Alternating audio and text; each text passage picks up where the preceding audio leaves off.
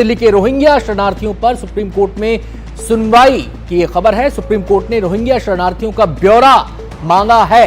Supreme court ने पूछा है दिल्ली में कहां कितने शरणार्थी रह रहे हैं। सुप्रीम कोर्ट ने 10 दिन में डेटा देने को कहा है।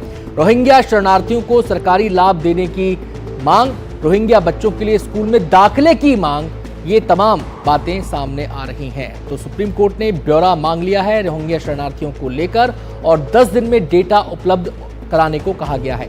रोहिंग्याओं का मसला लगातार सियासत के केंद्र में भी रहा है। सीधे हम रुख करेंगे, हमारे संवाददाता आशीष हमारे साथ जुड़ गए हैं और जानकारी देने के लिए। पूरा मैटर जरा समझा दें विस्तार से आशीष, क्या याचिका है, सुप्रीम कोर्ट ने क्या कहा, डिटेलिंग क्या है? जी देखिए, यहाँ पर एक संगठन आया है, रोहिंग्या ह्यूमन राइट्स इनिशिएटिव नाम की संस्था है ये।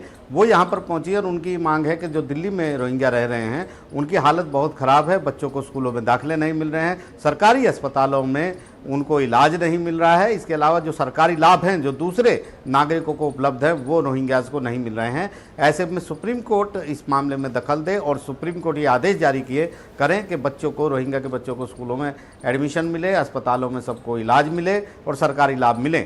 लेकिन सुप्रीम कोर्ट ने फिलहाल एक बड़ी कवायद यहाँ पर शुरू की है और सुप्रीम कोर्ट ने कहा है साफ तौर पर कि शिक्षा का अधिकार सभी के लिए है और हमारा मानना है कि हर बच्चे को शिक्षा मिलनी चाहिए, ये जैसे सूर्यकांत की बेंच ने कहा है। लेकिन उन्होंने कहा है कि इसके लिए सबसे ज़रूरी है कि ये पता लगाया जाए कि रोहिंग्या कहाँ रह रहे हैं, किन परिस्थितियों में रह रहे हैं, उनके पास क्या सुविधाएं हैं, वो कौन से इलाके में रहते हैं, क्या वो पक्के घर में रहते हैं या वो शिविर कैंप में रहते हैं, ये तमाम जानकारी सुप्रीम कोर्ट के पास होनी चाहिए। याचिकाकर्ता जो संस्था है उसको सुप्रीम कोर्ट ने कहा कि 10 दिनों में ये तमाम ब्यौरा जो है वो सुप्रीम कोर्ट में दाखिल करें।